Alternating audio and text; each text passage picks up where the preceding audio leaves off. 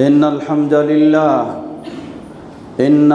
لله نحمده ونستعينه ونستغفره ونعوذ بالله من شرور أنفسنا ومن سيئات أعمالنا ومن يهده الله فلا مضل له ومن يضلل فلا هادي له وأشهد أن لا إله إلا الله وحده لا شريك له وأشهد أن محمدًا عبده ورسوله يا أيها الذين آمنوا اتقوا الله حق تقاته ولا تموتن إلا وأنتم مسلمون أما بعد فأعوذ بالله من الشيطان الرجيم وسارعوا إلى مغفرة من ربكم وجنة عرضها السماوات والأرض أعدت للمتقين আলহামদুলিল্লাহ। শুরুতে আবারও প্রশংসা জ্ঞাপন করছি সেই আল্লাহ সুবহানাহু ওয়া তাআলার, যার বিশেষ তৌফিকে আমরা আমাদের জীবনে রমাদান মাস পেয়ে তার নৈকট্য অর্জনে ইবাদত করার সুযোগ লাভ করেছি। যিনি এই সুযোগ করে দিয়েছেন তার এই প্রশংসা জ্ঞাপনার্থে বলি আলহামদুলিল্লাহ। অতঃপর অসংখ্য সালাতু সালাম পেশ করছি প্রিয় রাসূল মুহাম্মদ সাল্লাল্লাহু আলাইহি ওয়াসাল্লাম, তার আসহাবি কেরাম, আহলি বাইত, শেষ দিবস পর্যন্ত তার প্রতিটি একনিষ্ঠ অনুসারীদের উপর। আল্লাহ সুবহানাহু ওয়া তাআলার কাছে প্রশংসার সাথে দোয়া করছি আমরা রমাদানের বাকি দিনগুলি যেন ঈমানের সাথে, সুস্থতার সাথে সফলতার পথে অগ্রসর হতে পারি। আল্লাহ আমাদের তৌফিক দান করুন। সমবেত মুসল্লিবৃন্দ, আজকেও হতে পারে রমাদানের শেষ জুমআ, আবার সুযোগও রয়েছে যদি রমাদান মাস 30-এ হয়ে থাকে তাহলে 30তম দিনও জুমার দিন হতে পারে, আর 29-এ হলে আজকেই শেষ জুমা। শেষ জুমা দ্বারা এটি বুঝাচ্ছি না, প্রচলিত সমাজে বলা হয় জুমাতুল বিদা, বিদায়ী জুমা। এটা এক প্রকার বিদা, এটা মনে করা এবং এই জুমায় বিশেষ কিছু মর্যাদা রয়েছে বিশ্বাস করা, এটিও বিদআত। নবী সাল্লাল্লাহু আলাইহি ওয়াসাল্লাম রমাদান মাসের শেষ দশককে বিশেষভাবে গুরুত্ব দিয়েছেন, কিন্তু কোনো জুমাকে বিশেষভাবে আলাদাভাবে মর্যাদা বর্ণনা করেননি। সুতরাং রমাদানের সব জুমাই সমান। শেষ দশক হিসাবে শেষ দশকের দিনগুলির, সময়গুলির, বিশেষ করে রাতগুলির আলাদা গুরুত্ব রয়েছে, যা আমরা সবাই জানি। সমবেত মুসল্লিবৃন্দ, রমাদান শেষে আমাদের করণীয় কি? রমাদান শেষে করণীয় হলো, এত কষ্ট করলাম, দিনে রমাদানের সিয়াম, রাতে কিয়াম, আরও কত কিছু তেলাওয়াত সহ ইবাদত, সবগুলি যেন আল্লাহর কাছে কবুল হয়, সেই চেষ্টাটি এখন আমাদেরকে রাখতে হবে। যদি কবুল হয় তাহলে তো আমরা সফল, আলহামদুলিল্লাহ। আর যদি কবুল না হয় তাহলে তো ব্যর্থ আমরা। আল্লাহ আমাদেরকে সফলতা দান করুন। সমবেত মুসল্লিবৃন্দ, এজন্য কতগুলি রমাদানের শেষ পর্যায়ে আমাদের কাজ রয়েছে, যা আমরা সবাই জানি, যার অন্যতম গুরুত্বপূর্ণ হলো সদকাতুল ফিতর। সদকাতুল ফিতর বিষয়ে সহিহুল বুখারী ও মুসলিমের হাদিসে এসেছে। আব্দুল্লাহ ইবনে উমর রাদিয়াল্লাহু তাআলা আনহুমা বর্ণনা করছেন, ফরদা রাসূলুল্লাহ সাল্লাল্লাহু আলাইহি ওয়াসাল্লাম যাকাতাল ফিতরি সাআম মিন তুআমিন সাআম মিন তামারিন আও সাআম মিন শাঈরিন আলাল আবদি ওয়াল হুররি ওয়াল যাকারি ওয়াল উনসা ওয়াস সাগীরি ওয়াল কাবীরি মিনাল মুসলিমিন ওয়া আমারা বিহা আন তুওয়াদ্দা ক্বাবলা আল খুরুজিন নাসি ইলা আস-সালাহ, মুত্তাফাকুন আলাইহি। রাসূলুল্লাহ সাল্লাল্লাহু আলাইহি ওয়াসাল্লাম কৃতদাস, স্বাধীন, পুরুষ, নারী, ছোট বড় সকল মুসলিমের জন্য যাকাতুল ফিতরকে ফরজ করে দিয়েছেন। যাকাতুল ফিতর ফরজ হওয়ার জন্য কোনো নিসাবের মালিক হওয়া শর্ত নয়। যেদিন যাকাতুল ফিতর ফরজ হওয়ার সময় হবে সেই দিন আপনার কাছে যাকাতুল ফিতর দেওয়ার মতো সামর্থ্য থাকলেই আপনার জন্য ফরজ। প্রতিটি মানুষের জন্য, এমনকি ছোট, এমনকি কৃতদাস, সকলের জন্য। এবং নির্দেশ দিয়েছেন এখানে কোনো ডিলে করার সুযোগ নেই। ঈদের সালাতে বের হওয়ার পূর্বেই আপনাকে যাকাতুল ফিতর বের করতেই হবে, তাহলে এটি যথাযথ যাকাতুল ফিতর হিসাবে গণ্য হবে। না হলে সেটি সাধারণ সাদাকা হিসাবে পরিণত হবে, তবে ছাড় নেই। সমবেত মুসল্লিবৃন্দ, আমরা এ বিষয়ে কম বেশি সবাই জানি, কারণ প্রতি বছরেই আমরা সেটি পালন করে থাকি। সাদকাতুল ফিতর পরিবারের সকলের জন্য দায়িত্বশীল তিনি বের করবেন। জনপ্রতি 1 সা, যা খাদ্য আপনি খেয়ে থাকেন সেটি খাদ্য দেওয়াই সুন্নাহ, তা হবে 1 সা। সা কতটুকু এই নিয়েও কিছু আমাদের মানুষেরাও বিভিন্ন কথা বলে। কেউ 3 কেজি ফরজ করে দিচ্ছেন, আবার কেউ 2 কেজি 40 গ্রাম বলছেন। আমরা এর আগেও বিস্তারিত ব্যাখ্যা করেছি। তাই মনে করি সেটি হলো 2.5 কেজি। আপনি যা খাবেন সেটা থেকেই আপনি সাদকাতুল ফিতর বের করবেন। সাদকাতুল ফিতর বের করার সর্বোচ্চ, মূলত সাদকাতুল ফিতর ফরজ হয় ঈদুল ফিতরের চাঁদ দেখা গেলে, এর আগে ফরজ নয়। ঈদুল ফিতরের আগে কেউ যদি, চাঁদ দেখার আগে কেউ যদি মারা যায়, তার জন্য সাদকাতুল ফিতর ফরজ নয়। অথবা ঈদুল ফিতরের পরের দিন যদি কেউ জন্ম নেয়, তার জন্য সাদকাতুল ফিতর নয়। তো এই সময়ে চাঁদ দেখার পর থেকে সাদকাতুল ফিতর বের করার সময়, অতি উত্তম সময় হলো ঈদের দিন ফজরের সালাতের পর থেকে ঈদের সালাতে যাওয়ার পূর্ব মুহূর্ত, এই সময়টুকুর মধ্যে। কেউ যদি প্রয়োজনে আগে বের করতে চায়, তাহলে সর্বোচ্চ সাহাবায়ে কেরাম 1 বা 2 দিন আগে বের করতেন। অর্থাৎ আপনি সর্বোচ্চ 28শে রমজানে বের করতে পারেন, এর চেয়ে বেশি আগে বের করা কখনোই সুন্নাহসম্মত হবে না। আমরা চেষ্টা করব এর প্রকৃত হকদার যারা, তারা হচ্ছে অসহায় দরিদ্র। আল্লাহ রসুল সাল্লাল্লাহু আলাইহি ওয়াসাল্লাম বলেন, তু'মাতুল লিল মাসাকিন, এটি একদিকে সিয়ামের ভুল ত্রুটি পরিশোধনকারী, অপর দিক থেকে অসহায় দরিদ্র মিসকিনদের খাদ্যস্বরূপ। তাই তারাই প্রকৃতপক্ষে হকদার। কোনো প্রতিষ্ঠানে, দিনী প্রতিষ্ঠানে যদি অসহায় দরিদ্র সন্তানেরা থেকে থাকে, ছাত্ররা, তাদের উদ্দেশ্যে আপনি তাদেরকেও দিতে পারেন।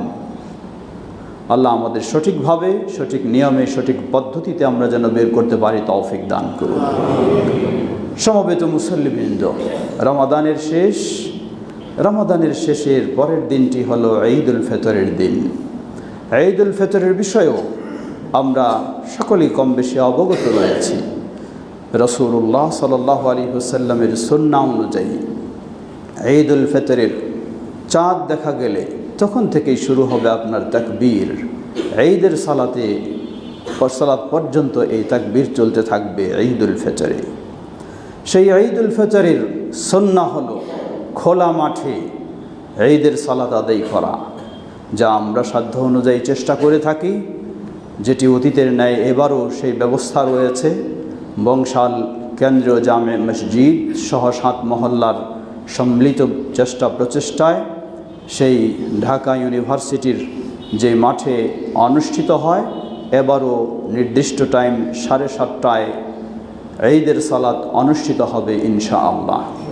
সেখানে মেয়েদেরও ব্যবস্থা রয়েছে তার নির্দিষ্ট জায়গায়। তবে অবশ্যই মেয়েদের জন্য যেমন যাওয়ার নির্দেশ, তেমনিভাবে আরও শক্ত নির্দেশ হলো, কোনো মেয়ে সুগন্ধি ব্যবহার করে বের হবে না, কোনো মেয়ে বেপর্দা অশ্লীল মতো বের হবে না। অবশ্যই তাকে অত্যন্ত মার্জিতভাবে পর্দার সাথে সেখানে যেতে হবে এবং সুন্দরভাবে সালাত আদায় করে আবার সেই নীরবে নিরিবিলি ফিরে চলে আসবে। ঠিক সেখানেই সুন্নাহ অনুযায়ী 12 তাকবীরে যেভাবে সালাত আদায় হয়ে থাকে সেটি হবে। আমরা সেভাবেই চেষ্টা করব। বিশেষ করে সকলকে অনুরোধ জানাবো, সেই দীর্ঘদিন যাবৎ যে আমাদের সুন্নাহ অনুযায়ী সেখানে সালাত আদায় করে থাকি, আমরা যেন সবাই ঐক্যবদ্ধভাবে সেভাবেই সেই সুন্দরভাবেই সালাত আদায় করার চেষ্টা করব। আল্লাহ আমাদের সকলকে সে তৌফিক দান করুন। সমবেত মুসল্লিবৃন্দ, রমাদানের শেষে আল্লাহ সুবহানাহু ওয়া তাআলার কাছে বেশি বেশি আরও ইস্তেগফার করা আমাদের প্রয়োজন।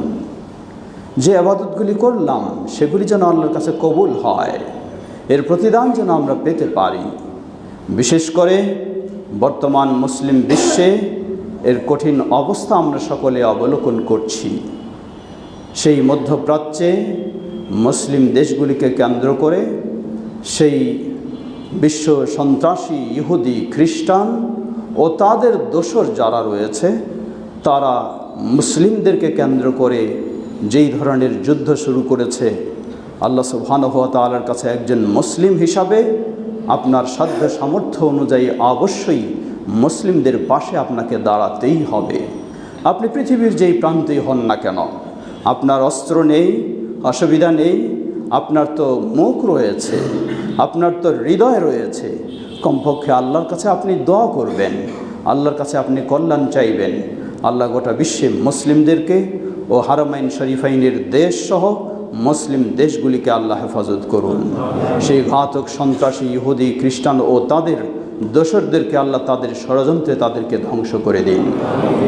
সমবেত মুসল্লিবৃন্দ, অতি সংক্ষিপ্তভাবে অবগত করতে চাই, আপনি আহলুল হাদিস, আপনাকে ভাবতে হবে, মনে রাখতে হবে কে আপনি আর আপনার শুভাকাঙ্ক্ষী কে। কোনো সন্দেহ নেই, আহলুল হাদিস আপনি হলেন পৃথিবীর বুকে খাঁটি মুসলিম, নির্ভেজাল মুসলিম, যে কোনো মতবাদের আলোকে নয়, যে কোনো মাযহাবের আলোকে নয়, যে কোনো তরিকার আলোকে নয়, যে কোনো রসম রেওয়াজের আলোকে ইসলাম পালন করে না, ইসলাম পালন করে কোরআন এবং সহিহ হাদিসের আলোকে। আলহামদুলিল্লাহ, আল্লাহ আপনাকে এই মর্যাদা দিয়েছেন। ভাবতে হবে, জানতে হবে আপনাকে। আজকে সমাজে আমাদের দেশের মানুষ বেশিরভাগই হলো আবেগী মানুষ, আসল তথ্য জানে না, আসল খবর শোনে না, আসল বিষয় শোনে না, জানে না।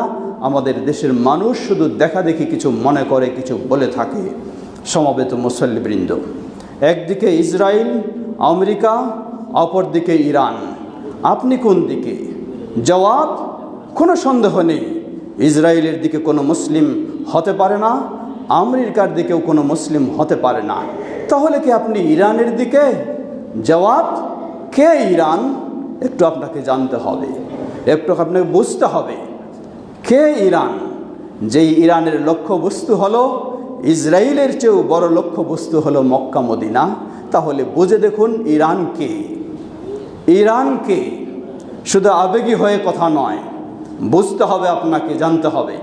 সেই ইরানের মানুষদের শক্ত ঘোষণা, ইসরায়েলে মিস হতে পারে, আমেরিকায় মিস হতে পারে, কিন্তু তাদের যুদ্ধ সংগ্রাম চলতেই থাকবে যতদিন না মক্কা মদিনার আজানে আশহাদু আন্না মুহাম্মাদুর রাসূলুল্লাহর পরিবর্তে আশহাদু আন্না আলী ওয়ালিউল্লাহ না শোনা যায়, ততদিন তাদের যুদ্ধ চলতেই থাকবে।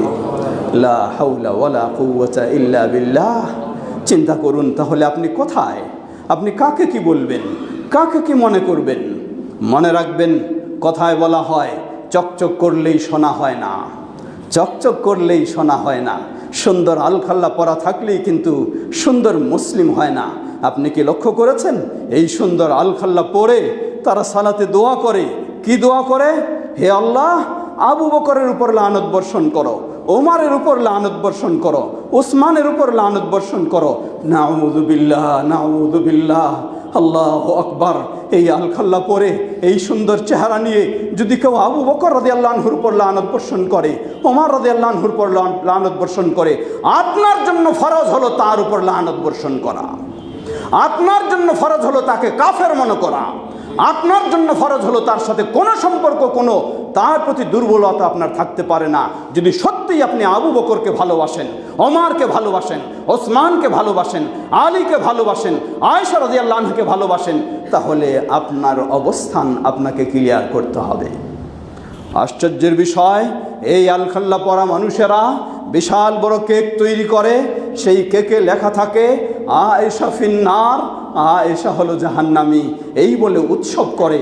এটি সেই তেহরানের কথা বলছি, অন্য জায়গার কথা নয়, গুপ্ত জায়গার কথা নয়, প্রকাশ্যের কথা, ওপেন বিষয়। এটি তাদের ঘোষণা।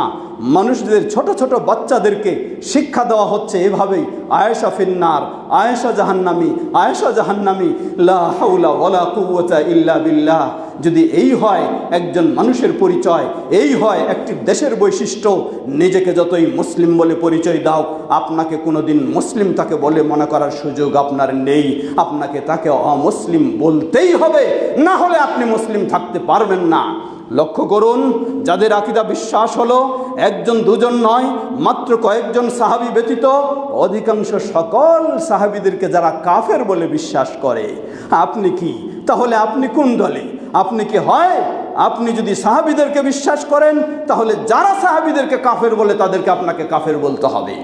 আর যদি আপনি সাহাবীদেরকে বিশ্বাস না করেন তাহলে তো আপনি কাফেরের দলেই থাকবেন, কোনো সন্দেহ নেই। সুতরাং মনে রাখবেন, মুসলিমকে একটু আপনাকে চিন্তা করতে হবে। চরমপন্থী রাফিদি শিয়া কোনোদিন মুসলিম হতে পারে না, যদিও তারা নিজেদেরকে মুসলিম বলে পরিচয় দিয়ে থাকে। লক্ষ্য করুন, আর একটু গভীরে যান। আপনাকে মারছে ইসরায়েল, আমরা অবশ্যই এটিকে কখনো মেনে নেব না, প্রতিবাদ করব। কিন্তু আপনার তো কর্তব্য আপনি ইসরায়েলকে মারবেন, কিন্তু আপনি মুসলিমদেরকে মারবেন, এটি তো হতে পারে না। আজকে একটু চিন্তা করে দেখুন, বাংলাদেশের, এই দেশের মানুষ প্রায় মিডল ইস্টে 60 লক্ষ বাংলাদেশি কর্মরত রয়েছে। শুধু সৌদি আরবেই 30 লক্ষ বাংলাদেশি কর্মরত রয়েছে। সেই বাংলাদেশি সৌদি আরবে ইফতারের প্লেটে বসে ইরানের বোমা বর্ষণে নিহত হয়েছে। লা হাওলা ওয়ালা কুওয়াতা ইল্লা বিল্লাহ। তাহলে কোন মুসলিম দেশ? কে মুসলিম?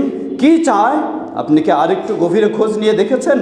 লক্ষ্য করুন, সেই ইসরায়েল মুসলিমদেরকে যতজন না হত্যা করেছে, আমেরিকা খ্রিস্টান যতজনকে না হত্যা করেছে, সেই মধ্যপ্রাচ্যের মুসলিম দেশগুলিতে, সেই ইরাকে বলুন, সেই ইয়ামানে বলুন, সেই সিরিয়াতে বলুন, সেই লিবিয়াতে বলুন, ইরান শুধু একাই 15 লক্ষ মুসলিমকে, সুন্নি মুসলিমকে হত্যা করেছে মধ্যপ্রাচ্যের।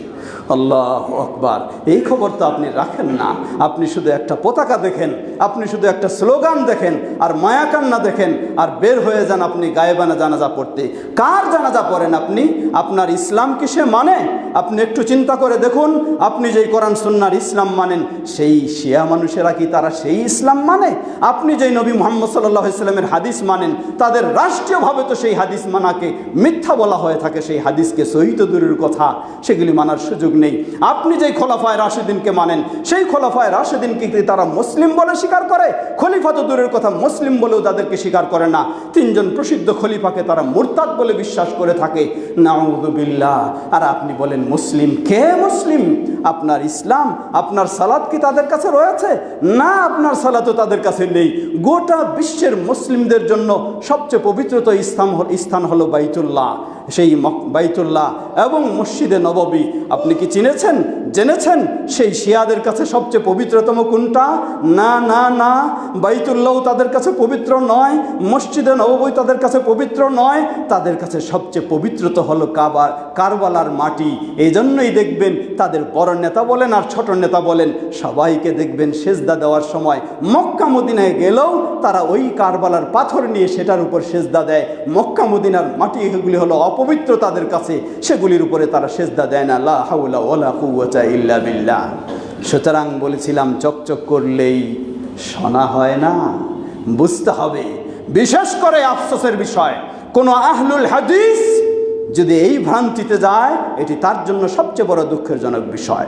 কারণ গোটা মুসলিম সুন্নি যারা, তাদের শত্রু তো হলো শিয়া অবশ্যই, হানাফি হোক, মালিকি হোক, শাফিঈ হোক, যাই হোক, তাদের তো শত্রু অবশ্যই শিয়া। সবচেয়ে বেশি শত্রু হলো আহলুল হাদিসদের, বেশি বড় শত্রু হলো শিয়া। সুতরাং কে আপনি? আপনি যদি সত্যি আহলুল হাদিস হন, তাহলে আপনাকে জানতে হবে, বুঝতে হবে সেই ভারতবর্ষে পাকিস্তানের বিশিষ্ট ইসলামী স্কলার আল্লামা ইহসান ইলাহি জহির রাহিমাহুল্লাহ, যিনি শিয়াদের বিরুদ্ধে সবচেয়ে তথ্যবহুল গ্রন্থ লিখেছেন গবেষণামূলক, কোরআন এবং শিয়া, সুন্নাহ এবং শিয়া, সাহাবী এবং শিয়া ইত্যাদি বিষয়, যার কারণে আল্লামা ইহসান ইলাহি জহির রাহিমাহুল্লাহকে বোমা বিস্ফোরণ দিয়ে হত্যা করা করেছে এই শিয়ারা। সুতরাং আপনাকে ভাবতে হবে, কোনো সন্দেহ নেই আমরা কোনো দিন অমুসলিমদের পক্ষে নয়, ইহুদির পক্ষে নয়, খ্রিস্টানের পক্ষে নয়, কোনো অমুসলিমের পক্ষে কোনো মুসলিম হতে পারে না। কিন্তু যাদেরকে আপনি মুসলিম বলে চিন্তা করেন তারা কি আসলেই মুসলিম? এজন্যই 800 বছর আগে ইমাম ইবনে তাইমিয়া রাহিমাহুল্লাহ তার দীর্ঘ গবেষণা করে তিনি রেজাল্ট দিয়েছেন। তিনি বললেন, জেনে রাখো, আর রাওয়াফিদ আসাদ্দু আদাওয়াতান লিল মুসলিমিন মিনাল ইহুদি ওয়ান নাসারা। এই রাফিদি চরমপন্থী শিয়ারা হলো মুসলিমদের জন্য ইহুদি খ্রিস্টানের চেয়েও বড় শত্রু।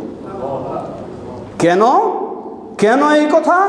জবাব, আপনি ইহুদিকে চিনেন, এ অমুসলিম, কোনোদিন মুসলিমের বন্ধু নয়, এটি আপনি বুঝবেন বাহ্যিকভাবে। আপনি খ্রিস্টানকে চিনেন, বুঝবেন এ অমুসলিম, মুসলিমের বন্ধু নয়। আপনি হিন্দুকে চিনেন, আপনি বৌদ্ধকে চিনেন, সবাইকে বুঝবেন এ অমুসলিম, মুসলিমের বন্ধু নয়। কিন্তু যখন আপনার সামনে এই ধরনের লেবাস পরে একজন আসে আর শোনায় আপনাকে লা ইলাহা ইল্লাল্লাহ হলো তার কালিমা, তাকে তো আপনি মুসলিম বলেই ধোঁকা খেয়ে যাবেন। অথচ তার মিশন, তার ভিশন, তার টার্গেট হলো গোটা বিশ্বে যেখানে সুন্নি পাওয়া যাবে তাকে হত্যা করাই হলো তাদের মর্যাদা, তাকে হত্যা করাই হলো তাদের নেশা, হত্যা করাই হলো তাদের পেশা। সুতরাং কশ্চিন কালেও যাদেরকে মুসলিম বলা হয় তারা মুসলিম নয়, অতএব তাদের পক্ষও আপনার নেওয়ার কোনো সুযোগ নেই। পৃথিবীর বুকে একমাত্র মুসলিম যারা কিতাব ও সুন্নাহর উপরে রয়েছে, সেই কিতাব ও সুন্নাহর দেশ একমাত্র পৃথিবীর বুকে হারামাইন শরীফাইন মক্কা মদিনার দেশ। যেই মক্কা মদিনাকে দখল করার জন্য যাদের এত চিন্তা, দখল শুধু নয়, ওই সেই শিয়াদের আরেকটি গ্রুপ কারামতিয়া, ইতিহাস খুঁজে দেখুন, বাইতুল্লাহিল হারাম কাবার সেই কালো পাথর হাজরা আসওয়াদকে ডাকাতি করে চুরি করে নিয়ে দীর্ঘদিন পর্যন্ত তাদের এরিয়ায় ওই শামে সেখানে নিয়ে যায় রেখে থাকে, পরবর্তীতে সেটি আবার উদ্ধার করা হয়। এই হলো সেই শিয়া, এই হলো সেই চরমপন্থী। তাদের ইতিহাস একটু জানার চেষ্টা করুন। আল্লাহ আমাদের সকলকে সঠিক পথে হেদায়েত দান করুন। গোটা বিশ্বে কোরআন সুন্নাহর অনুসারী সঠিক মুসলিমদেরকে আল্লাহ হেফাজত করুন, মুসলিম দেশগুলিকে আল্লাহ হেফাজত করুন এবং সকল ষড়যন্ত্র থেকে মুসলিম উম্মাকে আল্লাহ হেফাজত করুন। ও আখির দাওয়ানা আলহামদুলিল্লাহি রাব্বিল আলামিন ওয়া সাল্লাল্লাহু আলা নবিনা মুহাম্মদ ওয়া আলিহি।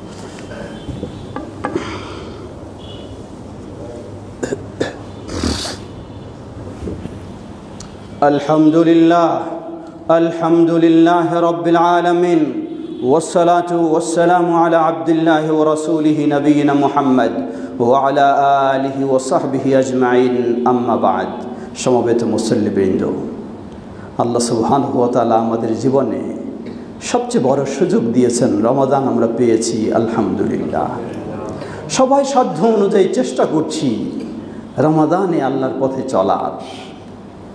আল্লাহ সুবহানাহু ওয়া তাআলা বলেন, ওয়া'বুদ রাব্বাকা হাত্তা ইয়াতিয়াকাল ইয়াকিন।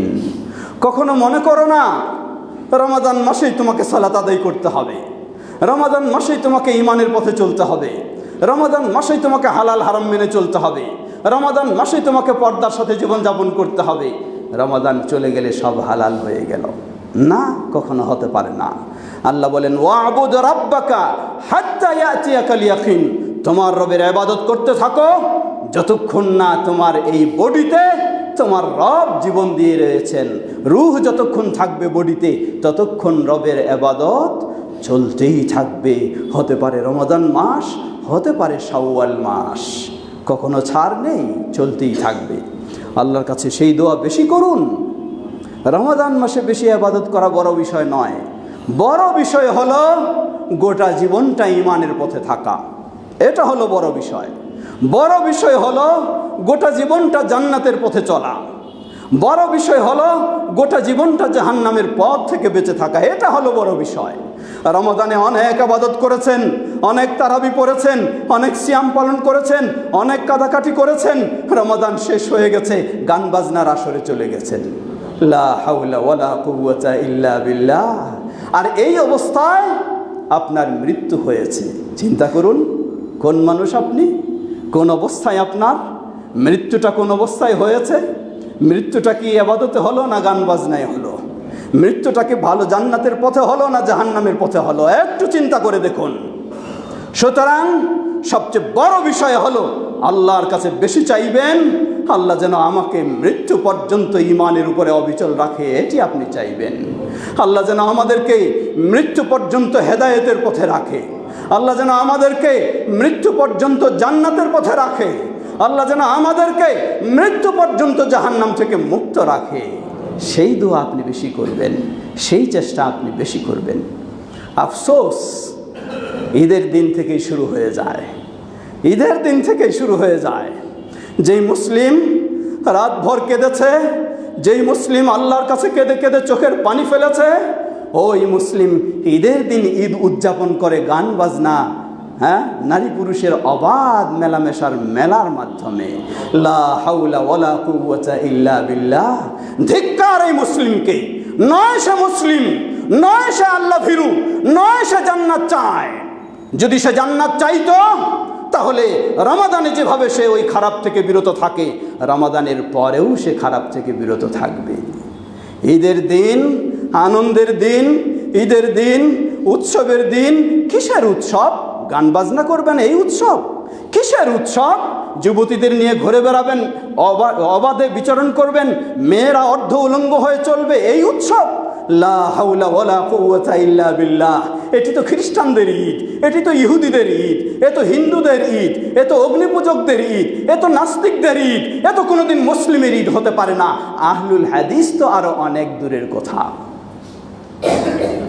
প্রিয় বংশালবাসী, অত্যন্ত হৃদয়ে থেকে ভালোবাসা নিয়ে বলছি, বংশাল এটি একটি ইতিহাস, এটি একটি ঐতিহ্য। গোটা বিশ্বের মানুষও জানে বাংলাদেশে আহলুল হাদিসদের কেন্দ্র হলো বংশাল। আলহামদুলিল্লাহ, গোটা বিশ্বের মানুষও জানে, বাইরেও জানে। সুতরাং বংশালবাসীকে আরও সচেতন হতে হবে, আরও সুন্দর হতে হবে। আমরা সেটি দোয়া করি এবং আমরা সেটি চাই আপনাদের কাছে। আমি বিশেষভাবে অনুরোধ জানাবো, সময় খুতবার সময় শেষ, বিশেষভাবে অনুরোধ জানাবো সম্মানিত শ্রদ্ধাভাজন প্রধান মুতাওয়াল্লি সাহা, সকল মুতাওয়াল্লি যারা আছেন, বংশাল পঞ্চায়েত যারা রয়েছেন, সকলকে বিশেষভাবে অনুরোধ জানাবো, এই সুন্দর কেন্দ্রীয় মসজিদ, এই মসজিদের পার্শ্বে রাস্তা দিয়ে ঢোকা যায় না মসজিদে যদি পার্শ্বে কোনো নগ্ন অশ্লীল নোংরা ঈদ মেলা নামে কিছু হয়ে থাকে। কিভাবে হতে পারে এটা? কোন মুসলিম এটি করতে পারে? কার সাহস রয়েছে? রমাদান মাসে যিনি ইবাদত করলেন, রোজা রাখলেন, তারাবি পড়লেন, তিনি আবার এই কেন্দ্র মসজিদের, ঐতিহ্যবাহী মসজিদের পার্শ্বেই ঈদ মেলা নামে নারী পুরুষের অবাধ বিচরণের ব্যবস্থা করবে? লা হাওলা ওয়ালা কুওয়াতা ইল্লা বিল্লাহ। কোনো মুসলিমের জন্য এটি মেনে নেওয়ার বিষয় নেই, কোনো মুসলিমের জন্য নয়। গতবার হয়নি। ধন্যবাদ জানাই সবাইকে যারা এই বিষয়ে সচেতন হয়েছেন। দোয়া করি আল্লাহর কাছে, আল্লাহ আপনাদেরকে জান্নাতের পথে কবুল করে নিন। চাই কিয়ামত পর্যন্ত এই বংশাল বড় মসজিদের পার্শ্বে কোনো ঈদ মেলা বলে কোনো কিছু নোংরামি যেন না হয়। আল্লাহ আমাদেরকে সেই সচেতনতা দান করুন, আল্লাহ আমাদেরকে সেই সচেতনতা দান করুন, আল্লাহ আমাদেরকে সেই ঈমান দান করুন, আল্লাহ আমাদেরকে সেই জান্নাতের পথে চলা আমাদের জন্য সহজ করে দিন। প্রতিটি শুধু মুতাওয়াল্লিদের ঘাড়ে ফেলে দেবেন না, প্রতিটি মুসল্লিকে বলবো, প্রতিটি পুরুষ এবং নারী মা বোনদেরকেও বলবো, কারা এখানে ঈদ মেলা করে? বাইরের তো কেউ এসে করে না। তারা হয় আমাদেরই ভাই, হয় আমাদেরই ছেলে, অথবা আমাদের এই প্রতিবেশী। আপনি তাকে নিয়ে বসুন, তাকে বোঝানোর চেষ্টা করুন। প্রথমে আমি ওই ভাইদেরকেও বলবো যারা এই ঈদ মেলা নামে নোংরামি কাজ করে থাকেন, এই গান বাজনার অশ্লীলতার আয়োজন করে থাকেন, বিশেষ করে নারী পুরুষের অবাধ বিচরণের এই জঘন্য ঘৃণিত নোংরা কাজগুলি করে থাকেন, তাদেরকে আমি বলবো, আপনি তো সেই ব্যক্তি যে রমাদানে রোজা রেখেছেন, আপনি তো সেই ব্যক্তি যে রমাদানে তারাবির সালাতে যোগদান করেছেন, আপনি তো সেই ব্যক্তি যে রমাদানেও কোরআন পড়ার চেষ্টা করেছেন, আপনি তো সেই ব্যক্তি যে রমাদানেও একটু দোয়া করেছেন, আল্লাহ আমাকে জান্নাত দান করো। তাহলে আপনি কি ভুলে গেছেন কিভাবে আপনার দ্বারা এই বংশাল ঐতিহ্যবাহী মসজিদের পাশে এমন নোংরা একটি কাজ হতে পারে না, হতে পারে না। আপনি যদি মুসলিম হন, আপনার দ্বারা এই কাজ কখনো হতে পারে না। আপনি যদি মুসলিম হন, আপনি এই কাজকে কখনো সমর্থন দিতে পারেন না। আপনি যদি মুসলিম হন, এই কাজে কখনো যোগদান করতে পারেন না। শুধু এটি বংশালের কথা বলি না, ঐতিহ্যবাহী মসজিদ নাজির বাজার বড় জামে মসজিদ, ঐতিহ্যবাহী মসজিদ সরিটলা মসজিদ, ঐতিহ্যবাহী মসজিদ পেয়ালাওয়ালা মসজিদ, ঐতিহ্যবাহী মালিটোলা মসজিদ, সব মসজিদের আহলুল হাদিস মুসল্লিদেরকে, যাদেরকে আমরা অন্তর দিয়ে ভালোবাসি, যাদের জন্য সবসময় দোয়া করি, আপনারা সত্যিই আহলুল হাদিস হলে আপনাদের দ্বারা কোনো মসজিদের পার্শ্বে যেন কখনো কোনো নোংরা অশ্লীল এই ঈদ মেলা নামে কোনো কিছু যেন না হয়। এটি প্রতিটি মুসলিমের ফরজ একটি দায়িত্ব হলো, সেটি থেকে নিজে বিরত থাকবেন, অন্যকে বিরত রাখবেন। আল্লাহ আমাদের সকলকে সে তৌফিক দান করুন। লক্ষ্য করুন, ছোট্ট একটি কথা স্মরণ করে দেই। সূরা লুকমান 6 এবং 7 নম্বর আয়াতে আল্লাহ সুবহানাহু ওয়া তাআলা কি বললেন? আল্লাহ কি বললেন আপনাকে? আল্লাহ বলছেন, ওয়া মিনান নাসি মান ইয়াশতারি লাহওয়াল হাদিস লিয়ুদিল্লা আন সাবিলিল্লাহ বিগাইরি ইলমিন ওয়া ইয়াত্তাখিযুহা হুজুয়া উলাইকা লাহুম আযাবুম মুহিন।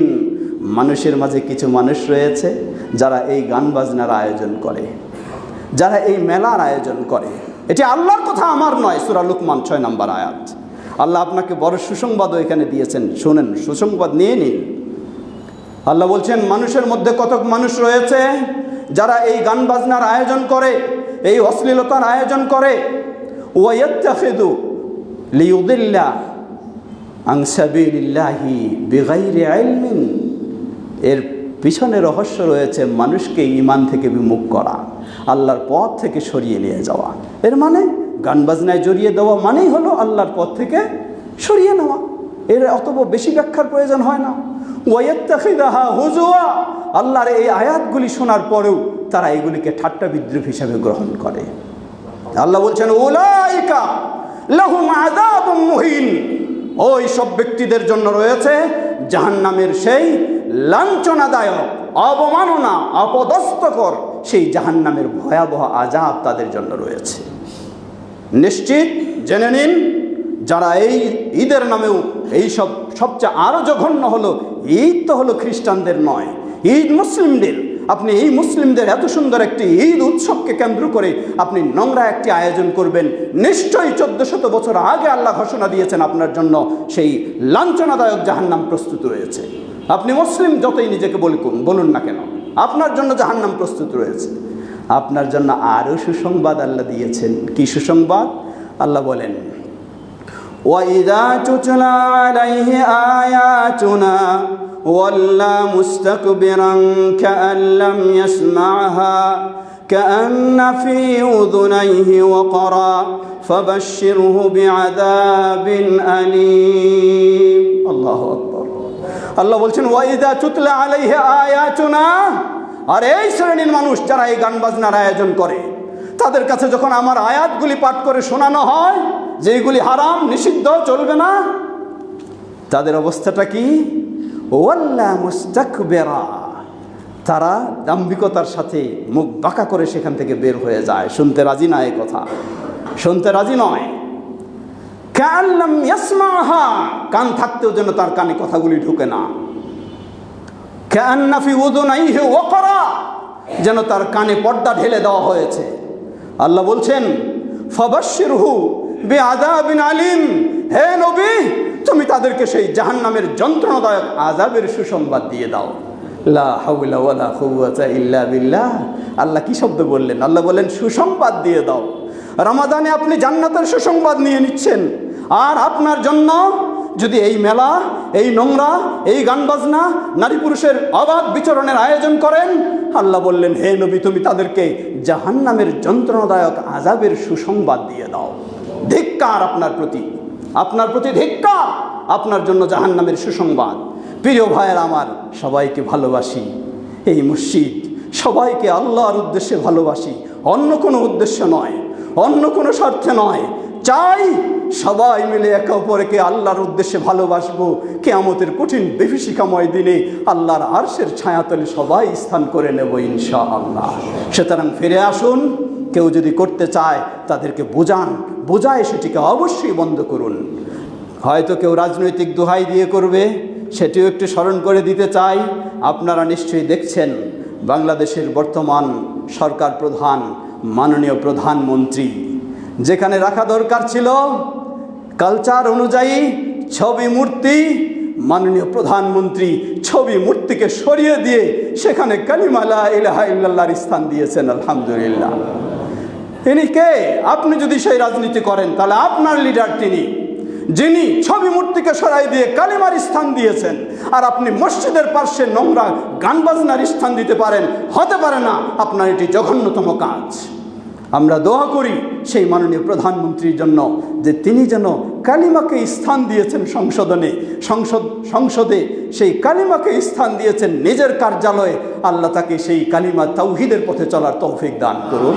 আল্লাহ তাআলার নেতৃত্বে সকলকে, দেশকে কালিমা তাওহীদ সুন্নাহর পথে দেশকে পরিচালনা করার তৌফিক দান করুন। সকলকে পরস্পরে তাওহীদ ও সুন্নাহর পথে সহযোগিতা দিয়ে এগিয়ে চলার তৌফিক দান করুন। ইবাদাল্লাহ রাহিমাকুমুল্লাহ, اللهم صل على محمد وعلى آل محمد كما صليت على إبراهيم وعلى آل إبراهيم إنك حميد مجيد. اللهم بارك على محمد وعلى آل محمد كما باركت على إبراهيم وعلى آل إبراهيم إنك حميد مجيد. اللهم ارض عن الخلفاء الراشدين وعن سائر أصحاب نبيك الكريم. اللهم أعز الإسلام والمسلمين واخذل الكفرة والمشركين ودمر ديارهم. হে আল্লাহ, আমাদের দেশ সহ পৃথিবীর সর্বত্র ইসলাম ও মুসলিমদেরকে সমুন্নত করুন। সেই যুদ্ধ বিগ্রহের পরিস্থিতিতে মুসলিমদেরকে আল্লাহ হেফাজত করুন। মক্কা মদিনার দেশ সহ মুসলিমদেরকে, মুসলিম দেশগুলিকে আল্লাহ হেফাজত করুন। সেই ঘাতক সন্ত্রাসী ইহুদি খ্রিস্টান ও তাদের দোসর অগ্নিপূজক সবাইকে তাদের ষড়যন্ত্রে তাদেরকে ধ্বংস করে দিন। মুসলিমদেরকে সুপ্রতিষ্ঠিত করুন। আমাদের এই দেশেও সকলকে ইসলামের পথে চলার তৌফিক দান করুন। হে আল্লাহ, রমাদানের সুন্দর পরিবেশে ছিলাম, রমাদানের পরেও যেন আমরা তাওহীদ সুন্নাহর পথে, জান্নাতের পথে চলতে পারি। আল্লাহ আমাদের জন্য সহজ করে দিন। আমাদের সকলকে জান্নাতের পথে আল্লাহ কবুল করে নিন। আমাদের স্নেহের সন্তানদেরকেও আল্লাহ ইসলামের পথে যেন গড়ে তুলতে পারি, আল্লাহ সে তৌফিক দান করুন। পর্দার আড়ের মা বোনেরা সকলেই যেন আমরা জান্নাতের পথে সর্বদাই চলতে পারি, আল্লাহ তৌফিক আমাদেরকে দান করুন। জান্নাত আল্লাহ আমাদের জন্য নিশ্চিত করে দিন। জাহান্নাম থেকে আল্লাহ আমাদেরকে মুক্ত করে দিন। আমাদেরকে জাহান্নামের কাজ থেকে আল্লাহ আমাদেরকে হেফাজত করুন। আমাদের এই সমাজকে সুন্দর করে দিন। আমাদের দেশকে আল্লাহ সুন্দর করে দিন। আমাদের সকলকে আল্লাহ সুন্দর করে দিন। আমরা যেন তাওহীদ সুন্নাহর পথে, জান্নাতের পথে চলতে পারি, আল্লাহ আমাদের সে তৌফিক দান করুন। আমাদের মাঝে উপস্থিত অনুপস্থিত অনেকে অসুস্থ। আমি অনেকবারই বলেছি আপনাদেরকেও, আমার বাবা অতি বৃদ্ধ মানুষ, শুধু বৃদ্ধ নয়, মুমূর্ষ অবস্থায় দিন অতিবাহিত হচ্ছে। কথা বন্ধ, চিন্তা বন্ধ, সব কিছু বন্ধ, খাওয়া বন্ধ, সব কিছু বন্ধ। আল্লাহ রাব্বুল আলামিন যেন যদি তার হায়াত থেকে থাকে তাহলে পরিপূর্ণ সুস্থতা দান করুন। আর যদি বেঁচে থাকা, বিদায় নেওয়াটাই কল্যাণকর হয়ে থাকে, আল্লাহ তাহলে ঈমানের সাথে কবুল করে নিন। এমনইভাবে আমাদের আরও যারা অসুস্থ রয়েছেন, আমাদের এক ভাই এই মসজিদেরই মুসল্লি ডক্টর আনু ভাই, তিনিও আইসিইউতে রয়েছেন, এবং আরও যারা এই ধরনের অসুস্থ রয়েছেন, আল্লাহ সকল অসুস্থদেরকে পরিপূর্ণ সুস্থতা দান করুন। আমাদের প্রিয়জন বাবা মা ভাই বোন যারা বিদায় নিয়ে চলে গেছেন, আল্লাহ তাদের ভুল ত্রুটি ক্ষমা করে জান্নাতুল ফেরদাউস নসিব করুন।